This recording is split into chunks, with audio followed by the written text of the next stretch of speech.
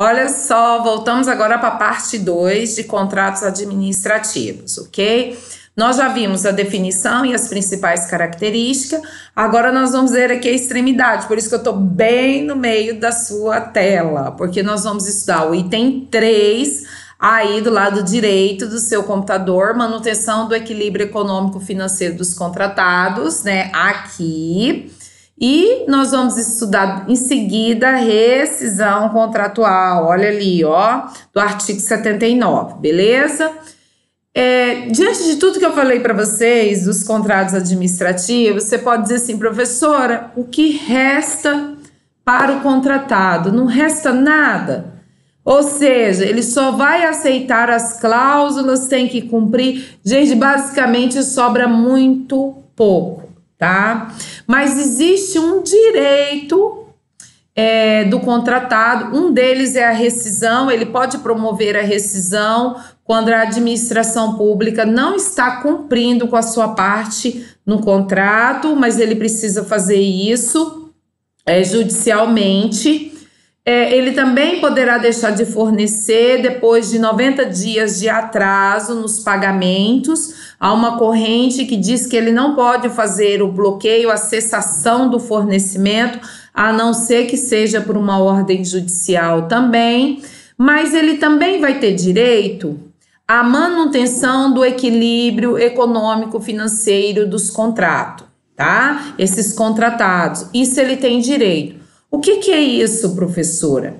É a possibilidade que ele tem de pedir, olha, tem contrato que dura 48 meses, 60 meses, de pedir a recomposição, de pedir o reajuste do contrato, que são coisas diferentes, né? Diante de situações que podem ocorrer durante a prestação de serviço. Por exemplo, pandemia mesmo é uma situação que vamos imaginar que a pessoa já está prestando serviço há 2 anos para a administração pública, naquele preço lá quando ele participou da licitação e a pandemia alterou os preços, a logística, tudo, fornecimento, e ele precisa fazer a recomposição ou reajuste aí do seu contrato, a gente vai ver a diferença, tá?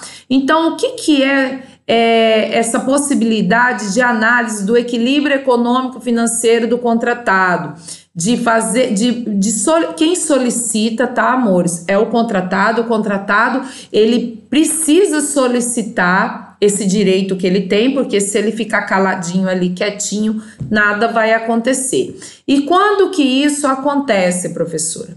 Quando ocorre um fato superveniente e imprevisto, tá? O que é um fato superveniente e imprevisto? Um fato que ocorreu após a celebração do contrato e que não era previsto o acontecimento, não era previsível que isso acontecesse, tá? Não se esperava, não havia qualquer possibilidade de imaginar que isso poderia acontecer, tá? A pandemia poderia até ser um exemplo. Quem que ia pensar 1 ano atrás que isso iria acontecer? Um fato posterior e imprevisto, que ninguém pensou, não, vai ter Covid em 2020, eu acho que vai ter uma pandemia. Não é assim, tá? Surgiu. Ou então, quando acontece um fato posterior superveniente ou imprevisível. O que significa? Eu sei que pode acontecer, eu tomei todos os cuidados, mas mesmo eu tomando todos os cuidados, aconteceu. E mesmo eu fazendo a previsão, era impossível segurar esse fato, ele foi além do que eu imaginava. Dá um exemplo, professor. Imagina que eu sou uma prestadora de serviço aí, vou construir uma rodovia, fiz os estudos e sei que tem uma rocha ali que tem que quebrar, que é muito difícil, não entendo nada disso, tá, gente? É um exemplo que acaba até sendo meio esdrúxulo, mas é isso mesmo, tá? Eu só não sei os nomes técnicos. E eu sei que aquela rocha é uma rocha diferente, é uma rocha mais dura lá, e eu fiz essa previsão no contrato, coloquei um valor, sei qual que é o tipo de maquinário que eu vou utilizar, porém na hora que começa a quebrar ali, mesmo sabendo que era uma rocha diferente, eu não sabia que era tão dura assim. tão difícil assim.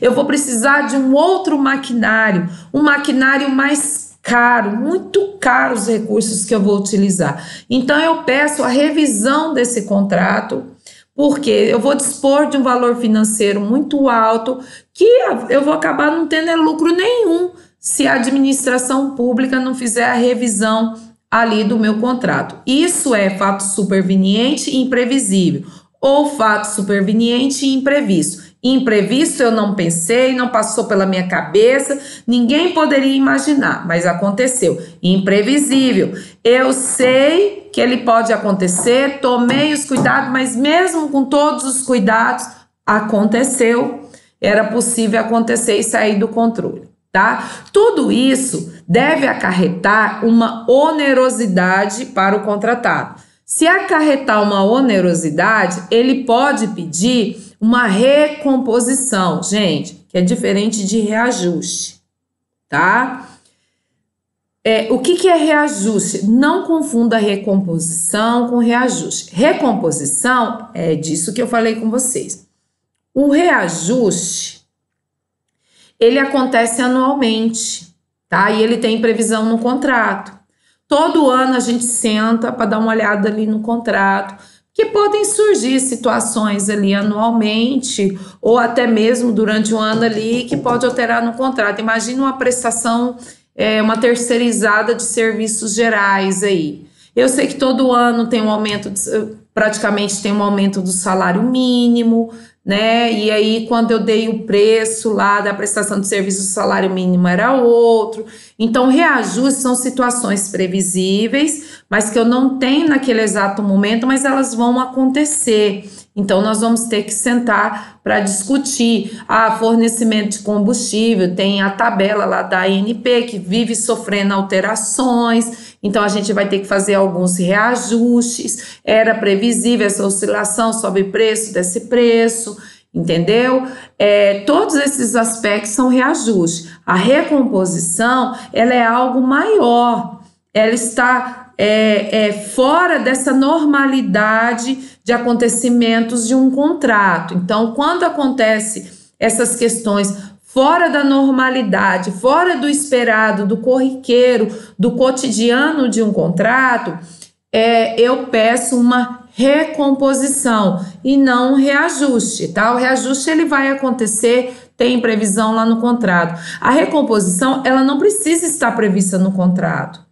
E não tem como ela estar mesmo, porque se é algo imprevisível ou imprevisto, que não dá para a gente poder mensurar, como que eu vou fazer previsão no contrato? O reajuste, sim. O reajuste eu sei que vai acontecer. É da rotina das relações contratuais, da prestação de serviço e do fornecimento de bens, né? Nós temos aí vários aspectos que influenciam inflação, juros, tem todos esses aspectos aí. Agora, a recomposição não. E quais são as hipóteses de recomposição? Olha aqui que nós colocamos aqui, ó. Vou subir, tá aqui do nosso lado direito. Força maior. Quando ocorre um fato estranho à vontade das partes, tá? Com impedimento absoluto. Ambas as partes ficam liberadas do contrato. Ou seja, força maior é aquilo, a força maior, o fenômeno da natureza, que eles não fazem diferenciação quando usa força maior. Pode ser o fenômeno da natureza também, tá? Vamos imaginar assim, lá dentro daquela rocha lá que a gente estava discutindo, no meu exemplo, que eu vou passar a rodovia ali por meio daquela rocha, daquela serra lá, eu preciso quebrar. Vamos imaginar que surgiu algo ali imprevisível, tá? Que não tinha como a gente mensurar a magnitude. Olha, não tem como, nós fizemos o estudo, não vai dar para fazer a rodovia, sinto muito. Esse trecho aqui, embora a gente tenha celebrado o contrato, fizemos o estudo, mas olhando mais a fundo, verificou-se que é impossível. Descobriu ali, sei lá, um gás, alguma coisa que não dá para passar a rodovia ali. Ou seja, ambas as partes ficam até liberadas. Ninguém vai ser responsabilizado por nada. Nem a administração pública, nem o particular, ok? Nós temos também a área administrativa. O que vem a ser área administrativa? A área administrativa, ela pode ocorrer em 3 situações que está aí com vocês. Alteração unilateral, fato do príncipe e fato da administração. O que é alteração unilateral? É quando a própria administração pública ela faz alteração para restabelecer o equilíbrio do contrato. Está previsto lá no artigo 58, inciso 1, que é uma prerrogativa da administração pública, tá? Quando ela decide aumentar o objeto ou diminuir o objeto, é possível ela fazer isso, tá? Agora nós temos 2 aspectos que é muito importante. Fato do príncipe e fato da administração. Por que eu coloquei fato do príncipe também em destaque em vermelho? Porque ele adora cair em concurso. Tá? Ele adora cair em concurso. Despenca em concurso. Fato do príncipe cai bastante em concurso.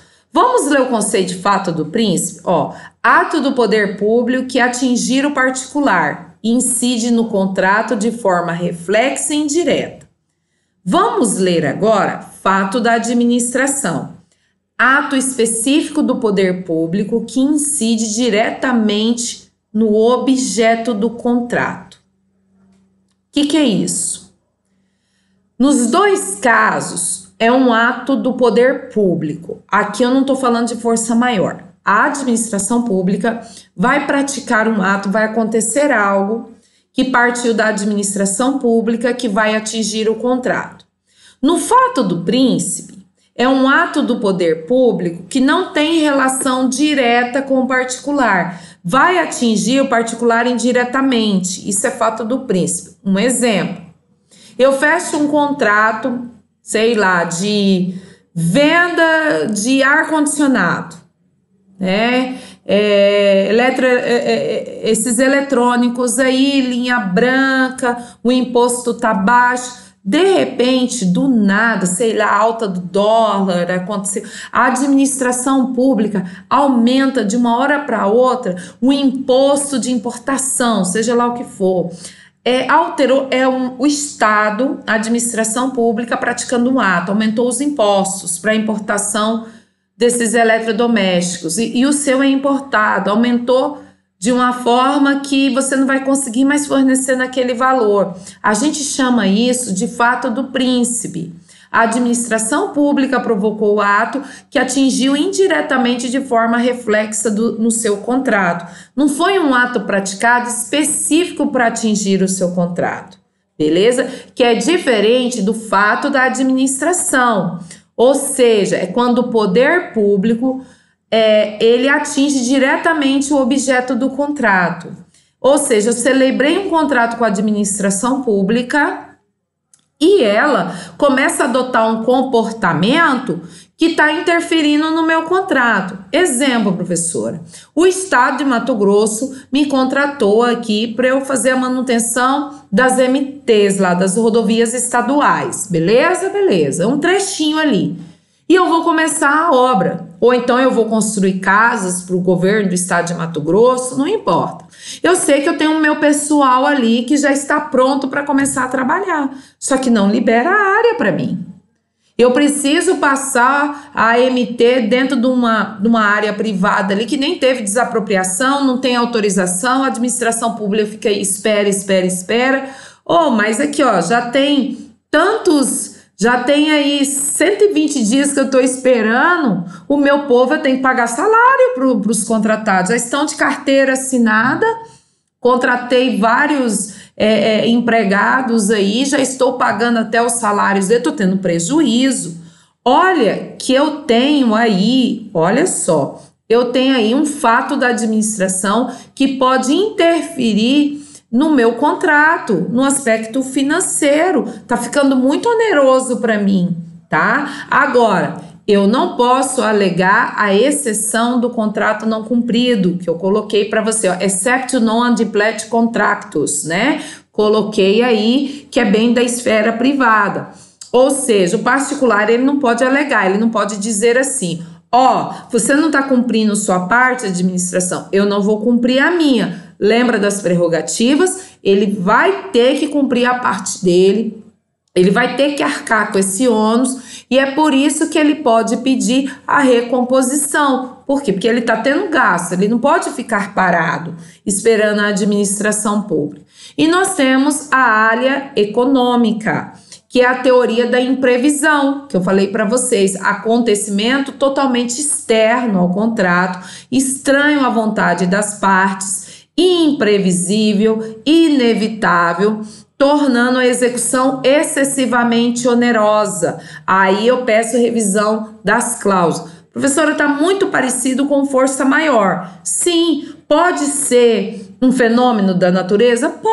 Pode ser, só que a diferença é que se você olhar aqui no item A, o impedimento é absoluto, enquanto que na área econômica, o impedimento é relativo, ele consegue executar o serviço particular, só que o serviço vai ficar mais oneroso, então a gente precisa fazer uma revisão. Na força maior, gente, é um impedimento absoluto, não tem como executar esse contrato. Então fica resolvido para as partes. Ambas ficam liberadas do contrato. Já na área econômica não fica liberado, mas vai se tornar excessivamente oneroso para uma das partes.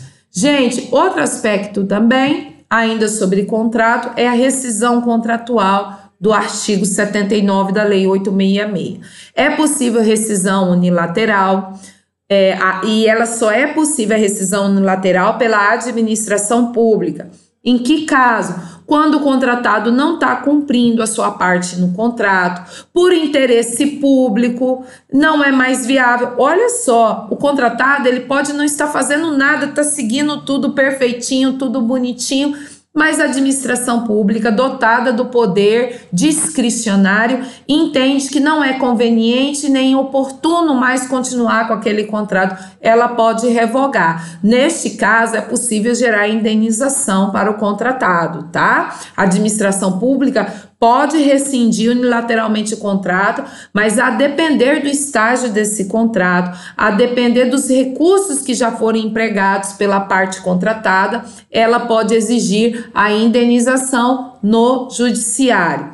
É possível também a rescisão amigável, a administração pública não tem interesse, a parte também não tem, então vamos rescindir o contrato. E a rescisão judicial? A rescisão judicial é somente pelo contratado, porque o particular ele está lidando com um poder, ele está lidando com o Estado, ele não tem força para fazer a rescisão unilateral. Então, se ele quer rescindir um contrato que ainda está no seu prazo de validade, porque rescisão está no prazo de validade, ele não tem mais desejo, seja porque a administração pública não está cumprindo a sua parte, seja que por motivo for, e a administração pública está relutante, ela não quer fazer amigavelmente, você vai prestar o serviço e fornecer o produto, sim, somente por decisão judicial. Vai ter que ingressar com ação no judiciário e solicitar essa rescisão. Bem, amores, o que eu tinha para passar para vocês sobre contratos era isso aqui, ó, definição, características. É um resumão legal, um resumão bacana que vai dar uma noção muito boa. Eu recomendo vocês pegarem a Lei 866, lá na parte 2, que é a parte dos contratos, fazer uma leitura.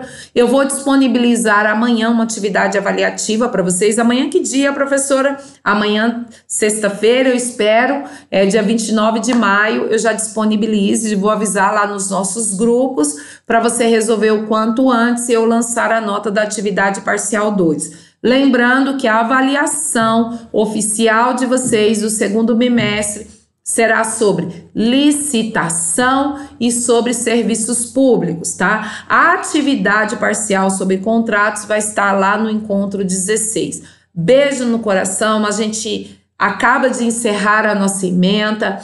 Desejo a todos um bom descanso, tá? Que ninguém fique de PF, vai dar tudo certo. Recomendo que nas férias façam uma revisão, estude melhor, as dificuldades estão aí, elas precisam ser superadas. Todos nós estamos vivendo, olha, para mim também assim, momentos difíceis, é tão difícil, é tão ruim ministrar aula assim, porque se você perguntar para mim, professora, me demonstre o que é felicidade. Se eu for concretizar felicidade para vocês, eu vou dizer que felicidade para mim é estar em sala de aula. Felicidade para mim é conversar com meus alunos, é a gente discutir o direito, é eu poder ouvir vocês, ouvir as críticas, os comentários, as observações, tá? Eu sei que a gente está chegando na era digital, mas mais do que nunca, né? O calor humano, o abraço, o olho no olho, gente. Não tem mundo virtual que substitua, né? Não existe. Então, beijo no coração e até o próximo semestre. Se você precisar falar comigo, se você tiver alguma dependência, me chame no WhatsApp. Alunos que não fizeram atividade parcial, acalme-se. No período da segunda chamada das oficiais, eu vou lançar uma atividade que aqueles que se ausentaram, perderam, não fizeram, poderão fazer, tá? Mas vai ser uma atividade só, em separado. Eu não tenho como reabrir atividades, tá? Porque eu perco o controle. Eu já até fechei, já lancei, tá? Mas eu vou dar mais uma chance para quem perdeu a atividade parcial aí dos 2.500 pontos. Beijo no coração, tá? Até o nosso próximo encontro em Direito Administrativo 2. Espero que estejamos juntos e espero que vocês queiram também. Até mais!